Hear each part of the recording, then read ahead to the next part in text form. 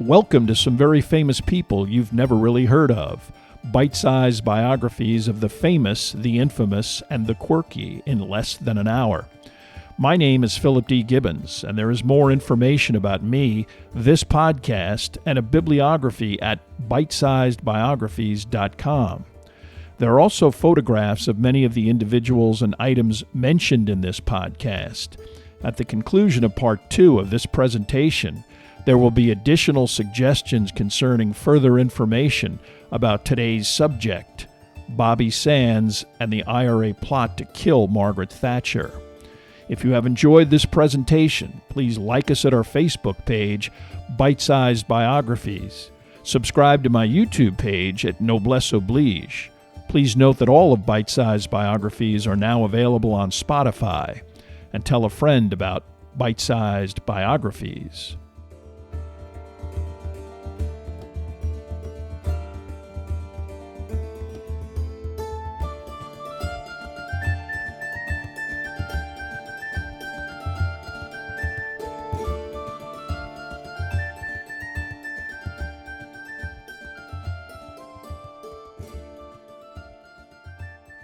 Now let's continue with our story about Bobby Sands and the IRA. At approximately 12 noon on September 15, 1984, a man stepped off a British rail train at Brighton, Sussex, England. He took a taxi to one of the largest hotels in the tourist city, the Grand, which overlooked the Esplanade and the English Channel itself.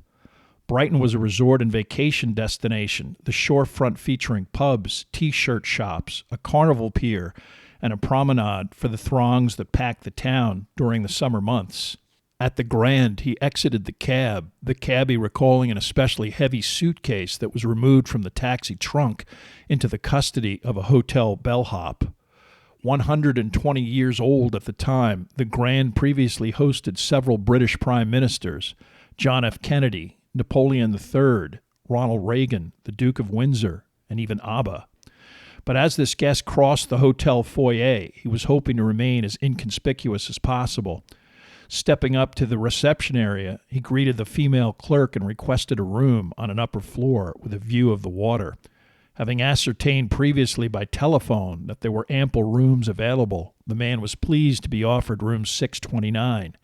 Speaking with an accent described as British Midlands, he mentioned that he would like to stay for 3 nights. Asked his name, he responded Roy Walsh, and subsequent to a registration card being presented to him, he filled it out with this name and address, 27 Braxfield Road, London, SE4. For nationality, he added English. He omitted a passport number in place of passport issue, acceptable as he was ostensibly not visiting from a foreign country. Although the clerk did not notice at the time, he carefully avoided touching the card excessively, anchoring the piece of paper to the desk with the side of his right hand. The charge for 3 nights and 2 meals a day was £180, which was settled in cash, a large metal key provided. Moments later, this individual was standing in room 629, admiring the marvelous view, perhaps a little taken aback by the rather worn and faded appearance of the carpet and furnishings. He would not have dwelled on this aspect of the establishment, the room and its location perfect for what he intended to undertake. He quickly left 629 and headed downstairs for a lunch with a male individual who has never been identified. This individual would return to the hotel several times in the next few days, as well as 2 other well-dressed female visitors to room 629. The individual in question had no interest in the usual tourist activities of most visitors to Brighton. In fact, once his associates dropped off various small suitcases and packages, he would not even leave the room, even for meals. He even left the Do Not Disturb sign on the door for the next 3 days. When the chambermaid attempted to enter, he told her that he would not require any service until he checked out. He had no interest in tourism because he was not a tourist. He was an experienced member of the Provisional IRA named Patrick McGee, intent on installing a large explosive device in anticipation of the annual British Conservative Party conference scheduled to take place in less than a month, beginning on October 10th, 1984. Although much of the bomb was previously assembled and transported to Britain from Ireland, there was still a great deal of preparation left to undertake. The most crucial component of the apparatus was the timer, meticulously tested. It was already set for 24 days, 6 hours, and 36 minutes. Detonation at about 3 a.m. on the morning of October 12th. This was no arbitrary selection. Margaret Thatcher would close the conference with a final address to her party associates on the last day of the event, the 12th. Typically spending several days at this annual meeting, she would almost certainly be sleeping in her room in the Napoleon suite on the first floor. The choice of the attack was also no accident. Only on 2 occasions was the location of Margaret Thatcher a certainty: on election night in her home borough of Finchley and at the annual Conservative Conference. The IRA spent years probing the Grand Hotel and observing the specifics of the conference itself. Election night security, making such an attack on that occasion unfeasible. To ensure that the bomb went off as scheduled, McGee needed to complete his preparations by 8:20 p.m. on September 17th. There were 2 separate integrated components containing both a primary battery, timer, and circuitry, as well as a backup if the first unit failed. McGee would then place the bomb behind a panel under the room's bathtub, concealing both the electronics and a connected, carefully plastic-wrapped payload of 100 pounds of gelignite explosive. Later British authorities estimated the bomb to be about 25 pounds. They were mistaken. McGee must have been done on time and satisfied that the device was properly functioning. At 10 p.m. on September 17th, an order was placed for room service for $6.29, a bottle of vodka, and 3 Coca-Colas. To not seem out of the ordinary, McGee stayed in the room that night and checked out at 9 a.m. He eventually made his way back to Ireland without detection or incident. All he and his associates could do now was wait. The Provisional IRA's latest British incursion was a continuation of the strategy of expanding its bombing campaign to the British mainland. Among the most deadly attacks, 2 bombs were detonated on July 20th, 1982, in both Hyde and Regent's Park. In the Hyde Park bombing, 15 soldiers on horseback were on their way to a changing of the guard at Buckingham Palace when a car bomb was detonated by remote control. 4 cavalrymen and 7 horses were killed. Early that same afternoon, at a lunchtime concert given by 30 military musicians at a Hyde Park bandstand, a bomb detonated beneath the structure, killing 6 of the performers immediately. A 7th subsequently died of his injuries. Numerous civilians were also injured. 6 months later, at the landmark London department store Harrods, a bomb was detonated, and despite a warning phone call, 3 policemen and 3 civilians were killed. The IRA officially denied connection to these bombings, perhaps because the killing of civilians during the holiday season and the gruesome death of animals greatly reduced support for the IRA, especially in the U.S. and even in the Republic of Ireland. Nevertheless, the IRA, after some introspection, decided to attempt to assassinate Margaret Thatcher. Initially, Patrick McGee would not have immediately come to mind as the top operative to undertake such a mission. Although McGee was born in Belfast, his family emigrated to the British mainland when he was 4 years old. His father was a blue-collar worker who sought steady employment in the northeastern city of Norwich, England. As was typical of most Irish of the time, period, and circumstance, there was difficulty for Patrick and his siblings to fit in socially, and in his teens, McGee responded with rebellious, antisocial behavior. Frequently truant, he also engaged in various petty crimes, and at age 15, he was arrested for breaking and entering a butcher shop, an act which resulted in his fingerprints being taken and his assignment to a London halfway house for juveniles. Allowed to work during the day, he still remained involved in petty crime, including vehicle theft, and upon his return to Norwich, he was again arrested for stealing a motor scooter. Incarcerated, he seems to have stabilized, achieving some semblance of high school equivalency. Attracted back to Belfast by the unfolding political strife, he returned in 1971. His entire family soon followed, Catholics living in an enclave surrounded by Protestants and subjected to both the mob violence of their Unionist neighbors and the harassment of British paratroopers. Eventually, his family moved back to Kent, England, McGee eventually losing touch. Despite his accent, a remnant of Norwich, McGee was eventually accepted into the IRA. From the beginning, he developed a propensity for assembling and utilizing explosive devices of all kinds, including nail bombs and incendiary devices. However, his education in this field was not without incident. Although he never disclosed how and when, he blew off the tip of the pinky on his right hand. He also did not escape the wholesale internment that swept through Northern Ireland in the early 70s. In June 1973, he was sent to Long Kesh, where he joined hundreds of other like-minded individuals, many not charged with any specific crime. McGee was released in 1975, by then a completely politicized member of Sinn Féin, an acolyte of Gerry Adams who he interacted with behind bars, and within an hour of returning to his neighborhood, an active member of his local IRA unit.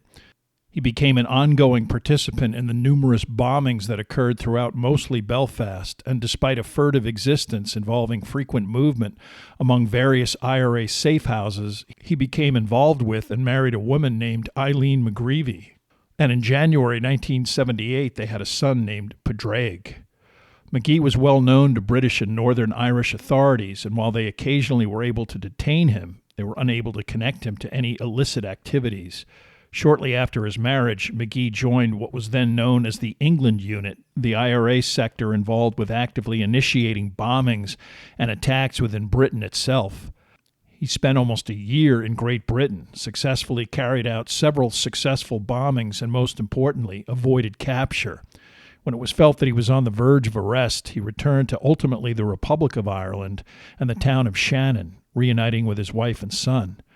Tradecraft required that he have no contact with his relatives, and during his stint in Britain, he had no contact with his wife for the entire 9-month period. Promising his spouse that he was done with such behavior, McGee initially settled into civilian life, working a factory job. It didn't last. McGee's marriage eventually crumbled, and he decided to emigrate to the Netherlands, a country tolerant of political dissidents. He briefly considered the U.S., but was told that the British government had an active warrant for his arrest. McGee's Dutch sojourn began well. Although traveling under his own name and passport, he found work and residence on a farm with a hospitable family. His plan was to reunite with his wife and son and try and put his Irish experience behind him. This concept was suddenly dashed when, while bicycling to work one morning, McGee was detained at gunpoint by Dutch intelligence, acting on a request from Great Britain via Interpol. The British suspected McGee of participating in terrorist bombings and wished to indict and try him for these offenses. His case attracted national attention in the Netherlands. His farm hosts and factory bosses had nothing but positive things to say about him. Perhaps this had some influence on the Dutch 3-judge panel that ruled that there was not enough evidence to extradite McGee to the UK. He was immediately released from detention and taken under the wing of a group of Dutch leftists who gave him a place to stay. But the H-Block hunger strikes were now in full swing, and before long McGee, also fearing another attempt at extradition or even kidnapping, headed back to the Republic of Ireland, which ignored any British warrants for the arrest of what was deemed political offenses. There he was given an office job by the IRA in public housing, and his wife and son joined him. Again, this didn't last, as McGee volunteered for frontline operations in Great Britain, a response to the culmination of the hunger strikes of 1981. Like much of McGee's IRA career, what he did specifically in 1982 has never been determined, but it was enough to cause the final breakup of his marriage, his wife returning to Belfast. In April of 1983, McGee and another IRA operative made their way to Blackpool, England, most likely to plan and carry out a public house bombing.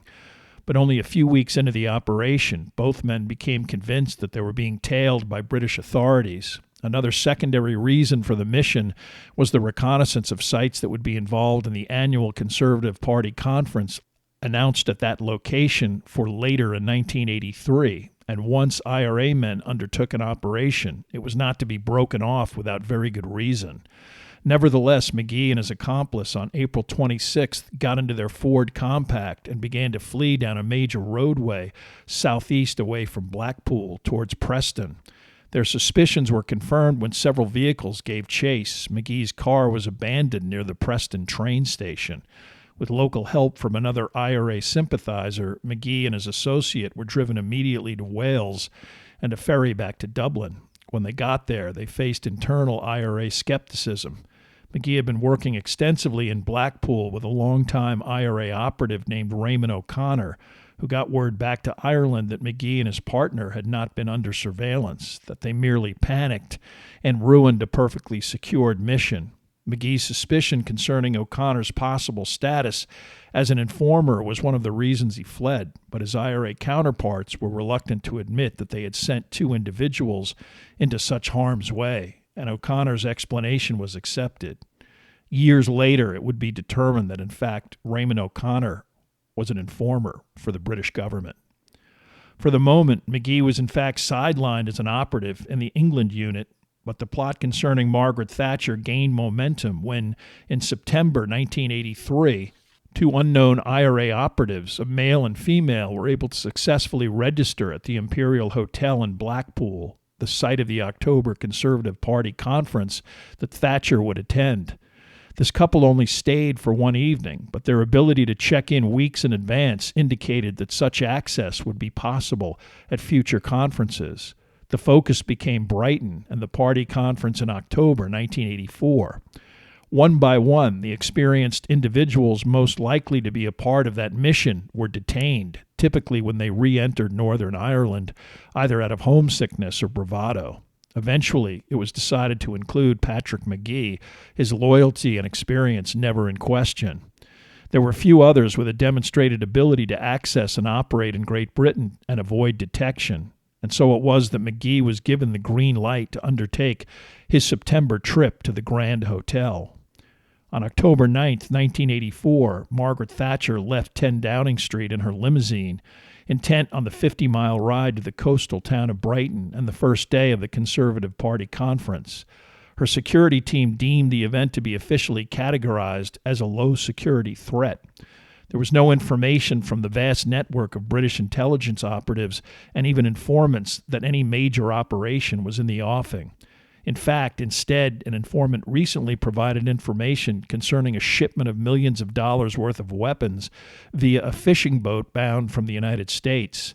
The boat, originating from Massachusetts and bankrolled by American gangster James Whitey Bulger, was intercepted on September 29th and the entire crew arrested.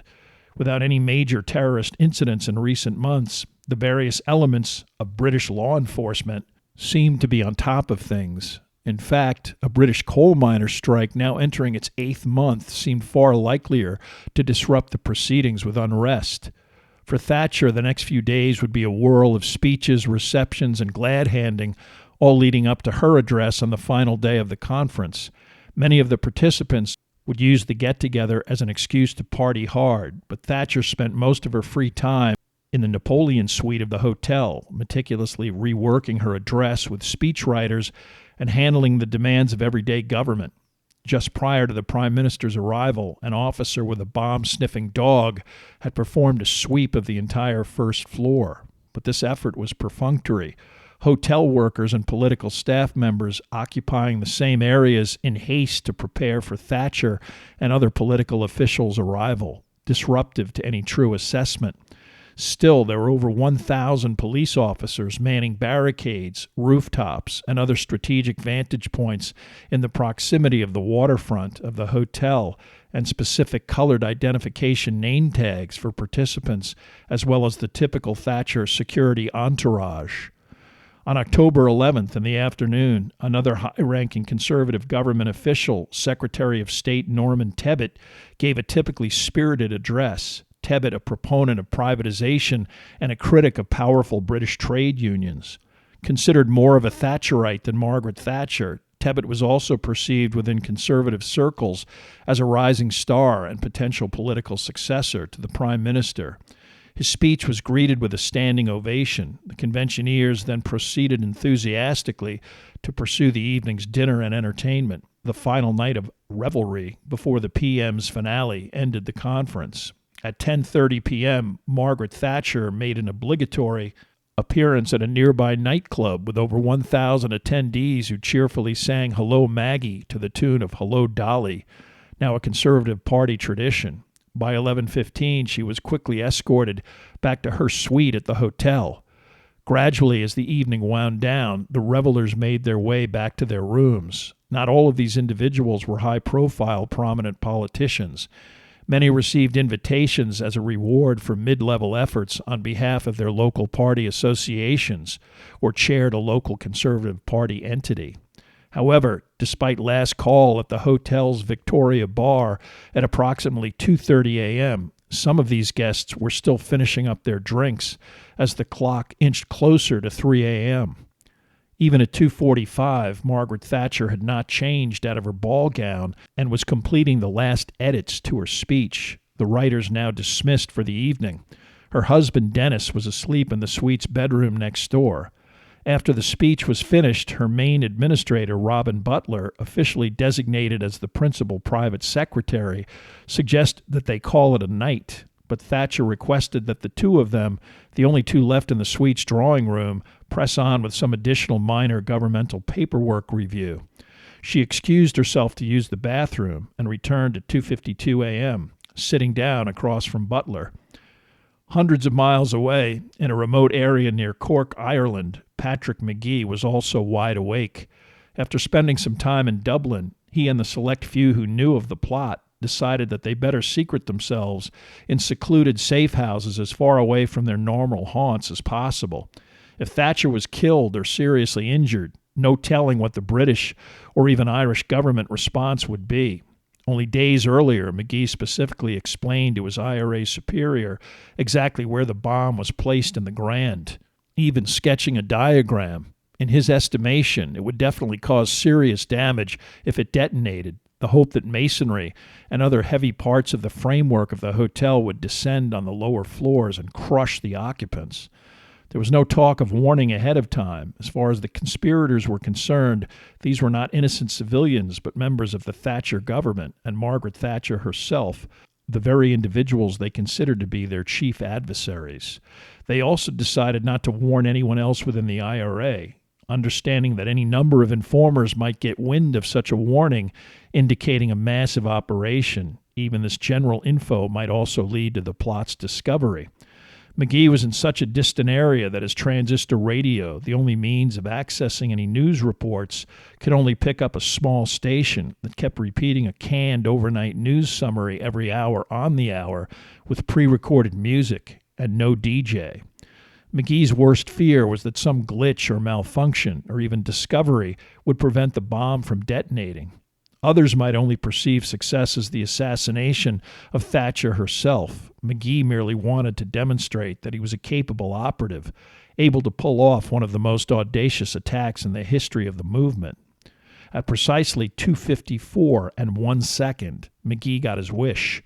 Unlike the multiple prevalence of the devices today, the lone exterior hotel surveillance camera recorded a blinding white flash that dominated the lens's entire visual perspective.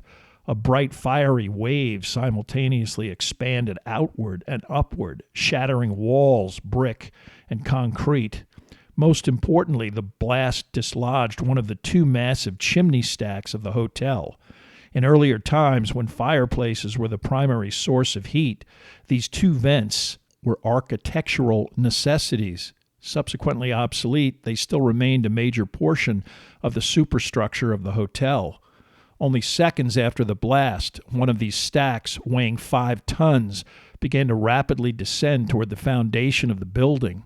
It crashed through all rooms numbered with a 28, either immediately killing some of the occupants or dragging them in massive amounts of debris on a downward path of complete destruction. Because the stack shifted slightly sideways, those directly beneath in rooms numbered with a 29 were only partially affected.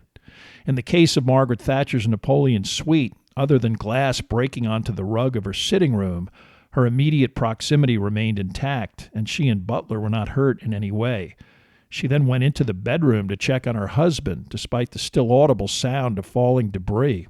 Most of that sound emanated from the bathroom, which was already the site of large amounts of broken glass, shards of cement, and other dangerous debris.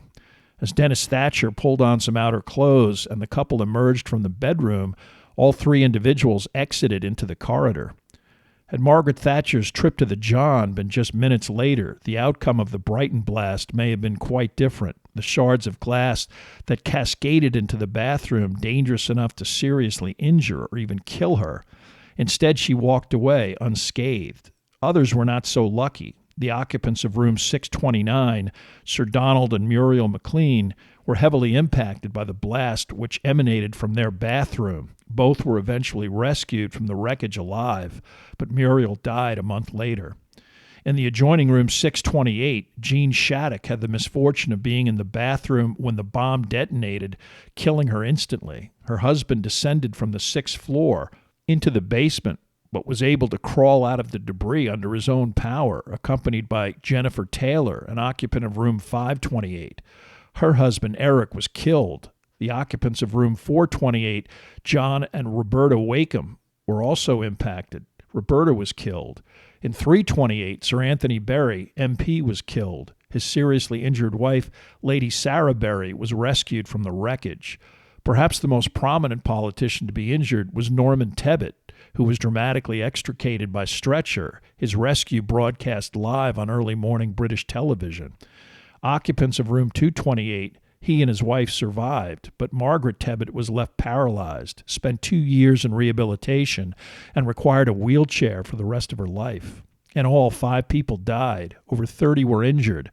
Local firefighters ignored warnings that the hotel might collapse, continually sifting through the wreckage at any sign of additional victims. A huge slice of the building's interior was visible, debris evident throughout the hotel's facade. Within minutes of the blast, Margaret Thatcher was already back in statesman mode. At 4 a.m., a little more than an hour after the blast, she held a press conference outside of the Brighton police station where she was initially transported. The building considered the area's most secure.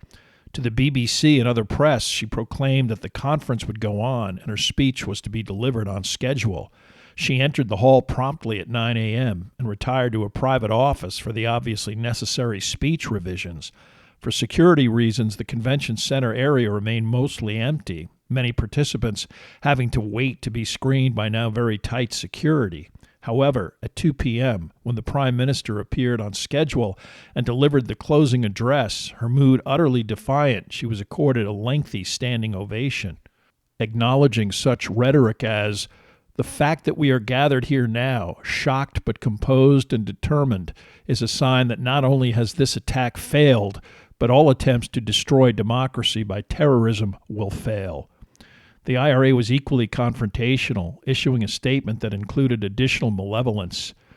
"Today we were unlucky, but remember, we only have to be lucky once. You will have to be lucky always."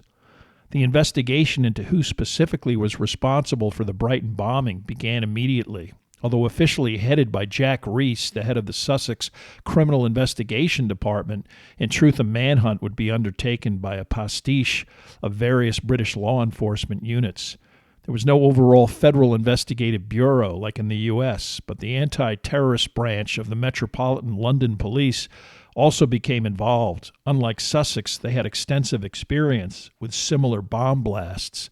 It was decided immediately that the explosion was caused by a timing device planted by an individual who stayed in the hotel at some point. Within 3 days, investigators sifting through the wreckage were able to locate the entire files of hotel registrants, the paper records still intact. The anti-terrorist branch also incorporated information from their investigation of a cache of buried IRA armaments that was accidentally discovered months earlier in a remote forested area in central England. The IRA would bury such weapons dumps typically in a large garbage bin until an operative needed them. Among the weapons, ammunition, and various other contraband were found 6 timing mechanisms that were similar to those used to prime explosive devices. All were set for the same time, 24 days, 6 hours, and 36 minutes. These implements were labeled in sequence, and one of the timing mechanisms was missing from that sequence. Investigators deduced that the missing device was used in the Brighton bombing. Using the 24-day time frame, that meant that the bomb was installed on approximately September 17th. Investigators also knew that the location of the bomb was somewhere in the upper floors among rooms 528, 529, or 628 or 629. There was no higher floors in the area where the building collapsed. All registration cards were pulled for that day, September 17th. It did not take long to determine that one registrant, Roy Walsh, was completely unknown at his given address, 27 Braxfield Road. Within only days of the blast, investigators had a piece of physical evidence attached to a potential suspect. It was thoroughly examined for fingerprints via microscope, but turned up nothing. Scotland Yard did have additionally sophisticated fingerprint technology, and using a chemical known as ninhydrin, it was hoped that some previously latent print might emerge. The only downside was that ninhydrin was a complex element that took 10 days to induce anything of value. In the interim, investigators sifted through other dates and registrations in an attempt to locate other guests registering under a bogus name. This process became unproductive, as several individuals were identified who were at the hotel pursuing extramarital affairs. Jack Reese also employed an ingenious ruse to determine if the Roy Walsh in question was also the actual culprit they should be searching for. Reese appeared on a national BBC program called Crime Watch, asking that the Grand Hotel Roy Walsh make himself known to authorities. The program received dozens of calls, but none claimed to be the actual Roy Walsh. They merely maintained that they thought they knew who he was.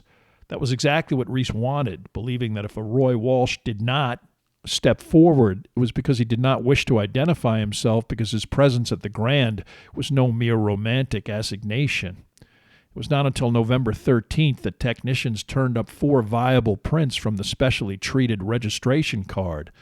2 were from the hotel receptionist. Only one of the 2 other prints seemed promising, a palm print that could not be linked to any hotel personnel. This print was delivered to the expert fingerprint unit at Scotland Yard, as well as the fingerprints of known IRA members or suspected operatives, over 200 in all. Each fingerprint card would have to be compared to the print from the registration card from the Brighton Hotel, a painstaking, time-consuming process. It was also quite possible that the print was a dead end, or the bomber who left it was not among the 200 potential suspects. In 2 months, the fingerprint unit of 6 individuals was only able to eliminate 50 suspects. The work was done visually, and identification as much relying on experience and intuition. On January 17, 1985, a technician thought that he had identified the legally required 16 similarities from the unidentified print from the Grand to a suspect's card on file. This occurred after 8 o'clock at night. A co-worker and supervisor verified the identification the next day. The head of the unit was then notified, and he also examined and agreed with the assessment. Finally, investigators had a suspect. Oddly, the card was from prints taken not in Ireland, but in Norwich, England, for a 15-year-old breaking and entering suspect named Patrick Joseph McGee. Diligent police on that occasion not only inked fingers, but also McGee's palms. In approximately 60 days, Patrick McGee was now a known quantity. That was the good news. The bad news was that most likely he was hiding out somewhere in the Republic of Ireland, safe from any British extradition requests, ignored by Irish courts again for what was deemed political offenses. In any case, they determined that it would be productive to at least try and locate Patrick McGee. Surprisingly, this process was relatively simple. Belfast RUC investigators began tailing Eileen McGee, still legally married to Patrick, and noticed occasional rail trips to Ireland. They requested that their counterparts with the Irish Garda follow her to determine if she was visiting the wanted Patrick McGee. They did not disclose that McGee was wanted for the Brighton bombing. When Eileen led surveillance to the housing unit known to be a former residence of Patrick McGee, it was clear that McGee was not particularly disguising his location, but British authorities did not attempt to request extradition. This would reveal that they suspected McGee for the Grand bombing. Instead, they chose to wait, hoping McGee might be brash enough to either attempt to enter Northern Ireland or even engage in another operation on the British mainland. There he was subject to immediate arrest. The England unit was immensely encouraged by the Grand Hotel bombing. It achieved worldwide attention, demonstrated that no one in Britain was safe, and that the IRA was capable of bold and ingenious operations. It was resolved that continuing to attack British targets on the mainland itself was the appropriate way forward. This time, a series of British tourist locations would be the goal, bombs detonated by timing devices in a rapid succession of a dozen or so objectives scheduled for the summer of 1985. Surprisingly, one of the individuals who agreed to participate in the operation was Patrick Magee. Despite local surveillance, he was able to slip out of Ireland, and in early May, it was clear that not only was he no longer in Dublin, but no one in any relevant law enforcement capacity had any idea where he was. It was felt appropriate at that time to release Magee's name and photograph to every outpost of British law enforcement, although again Magee's role in the Brighton bombing was not mentioned. Magee had already been in Great Britain for 2 months with a female associate, Ella O'Dwyer. They chose Glasgow as their base, renting a flat. They were joined by another couple in May. In June, Magee and O'Dwyer went to London to install a timed bomb in central London's Rubens Hotel near Buckingham Palace. It was activated and set to explode on July 29th. O'Dwyer returned to Glasgow, and the group there began to put together the schedule of locations to bomb. Magee stayed in London, presuming that the anonymity of some of the UK's largest cities would obscure their presence. But things began to unravel when the England unit decided to involve a fifth operative, Peter Sherry.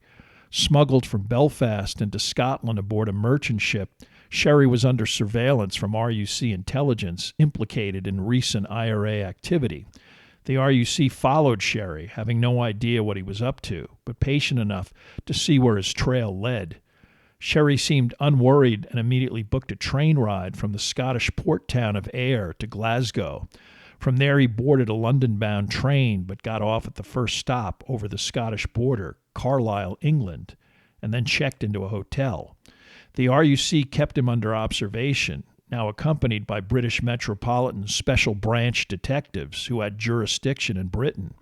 On June 22nd, Sherry checked out of his hotel near the station and killed the early afternoon in a pub. At about 2:30 p.m., he made his way to the railway station and appeared to be waiting for someone. Shortly before 3, an express train from London rapidly entered the station, stopping and disgorging a crowd of passengers. One of these individuals made his way towards Sherry and greeted him casually. From a distance, the surveillance team was surprised by who appeared to have dropped into their midst, Patrick Magee. The two operatives went into the train station restaurant, where they were discreetly observed by members of the surveillance team who became convinced that the new arrival was Patrick Magee. The men on the ground now were faced with the paradox of immediately arresting both men or letting them continue to possibly lead them to additional accomplices. They were told to let the surveillance play out. Sherry and Magee finished their meal and boarded a train for Glasgow. When they arrived, they were greeted by additional Scottish surveillance. Most likely to detect any surveillance, the two men boarded a double-decker bus and took it 2 miles into a quiet neighborhood. They got off and headed into a large park. Surveillance followed by numerous unmarked cars. A male and female team emerged from their vehicle and followed on foot, informing everyone else by radio to hang back. They acted like a couple, keeping the IRA men in sight. Magee and Sherry left the park, stopped briefly at a cafe, walked back and forth for a few blocks, and then entered an apartment building at 236 Langside Road. The 4-story working-class structure was quickly surrounded, units in the rear ascertaining that no one had left through the back part of the building. Magee and Sherry were somewhere within number 236. The only decision was how to attempt to storm the building and arrest them. A SWAT team meant involving innocent neighbors in what could easily be a fight-to-the-death shootout. Instead, another tactic was implemented. Sheer numbers would simultaneously knock on every door in the building. Determined to be 7 in all, at 7:40 p.m., 23 policemen furtively pushed into the entrance corridor of the apartment. 6 men remained quietly outside of the door of the ground floor residence. A wanted man most likely would not want to be trapped on an upper floor. Others quickly climbed the stairs, and within seconds at least 3 men were in place in front of every door. The signal, the word go, was given. All 7 doors received a loud knock simultaneously. All 5 occupants of the ground floor apartment were just finishing dinner when they heard the knock. Lulled into a complete sense of Scottish security, McGee got up and answered the door. He presumed it was the landlord or some trivial inquiry. Even when he opened the door, politely asking the 2 hulking policemen standing in the doorway if he could help them, he did not suspect the worst. The 2 cops grabbed him and hurled him into the hallway. He was subdued by others, and it became clear that the ground floor was ground zero. The rest of the police presence quickly poured into the first-floor apartment. In such a tiny space, the 4 other apartment occupants could barely react and were quickly subdued.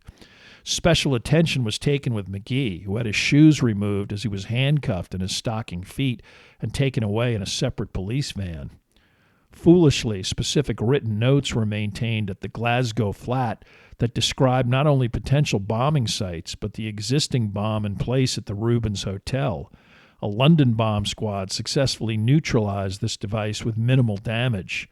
It was quickly determined that the other potential sites had never been actually activated.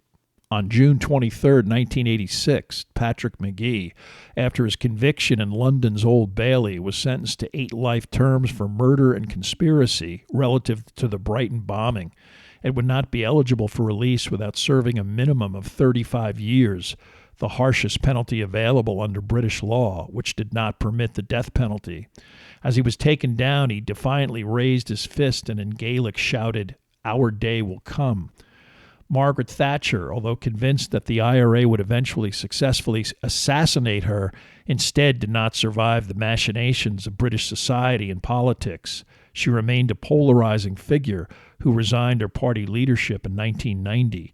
She was replaced as Prime Minister by John Major, who in 1997 would go down to resounding defeat at the hands of the Labour Party's Anthony Blair.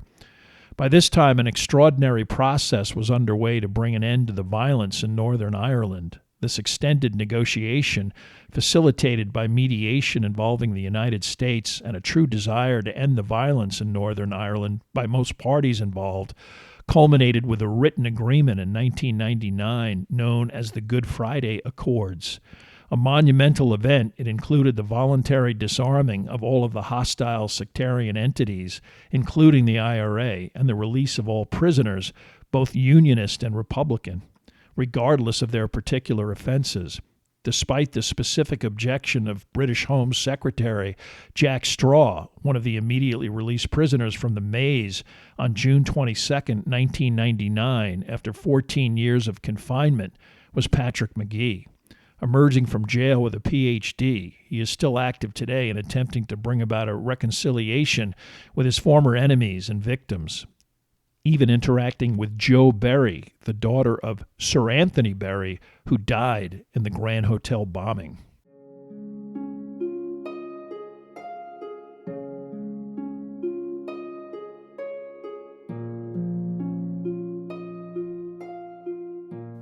Thank you for listening to part 2 of this podcast about Bobby Sands and the IRA. Information for this podcast came from the books Nothing But an Unfinished Song by Dennis O'Hearn and Killing Thatcher by Rory Carroll. There are also additional photographs, bibliographical and musical information at bitesizedbiographies.com. Thank you for listening, and please tell a friend about Bite-Sized Biographies.